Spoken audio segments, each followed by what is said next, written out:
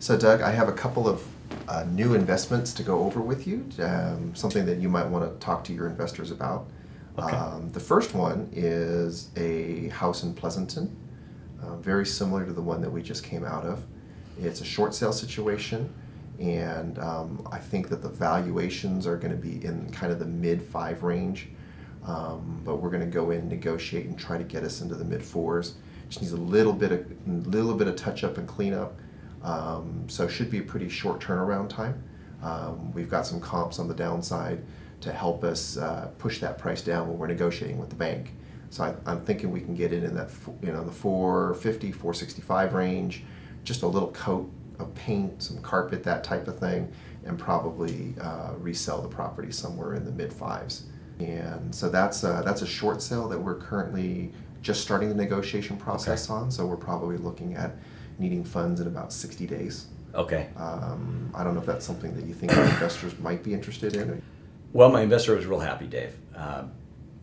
The numbers came in pretty much spot on to the projection.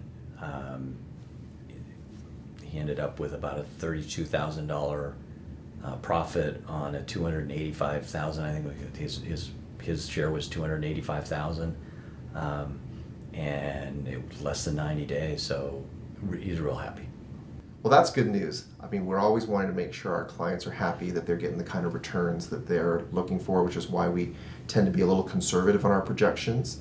And there's a couple of other deals that I'm working on right now.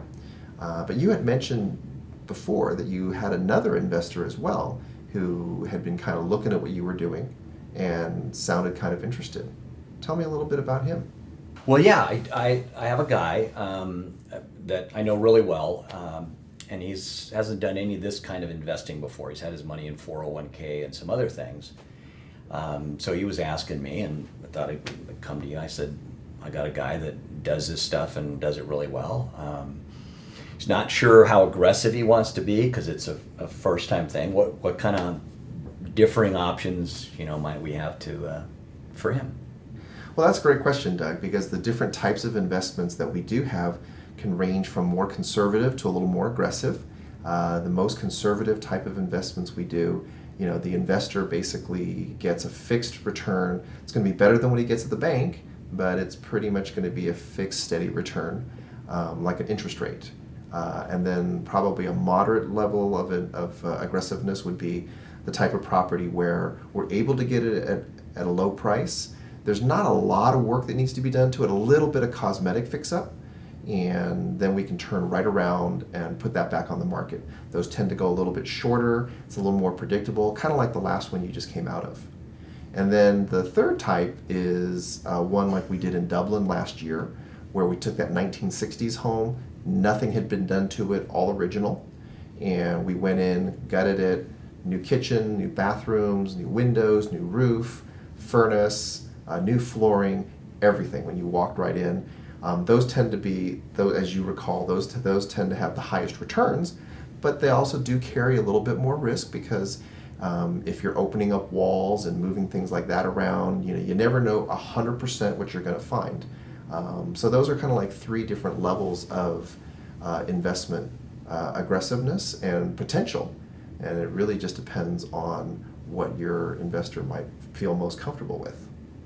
Well, let me take that back to him. I think he'll be really interested. I've talked to him a lot about you and how you work, and I think he feels pretty comfortable with my endorsement.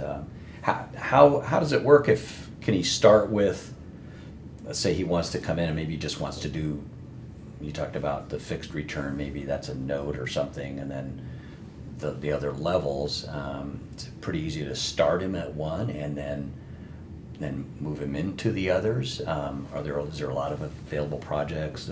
How does that work?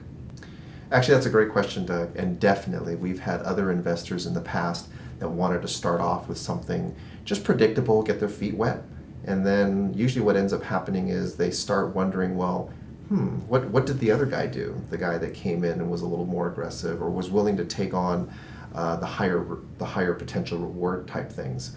And then they start to compare, and once they feel comfortable, it's very easy to say, hey, next time through, let's go ahead and try one of these projects. I'm never going to shut anybody out. I'm always just going to give you the information that you need to make a decision, and then you can decide if that makes the most sense. And he can too. He can try one first.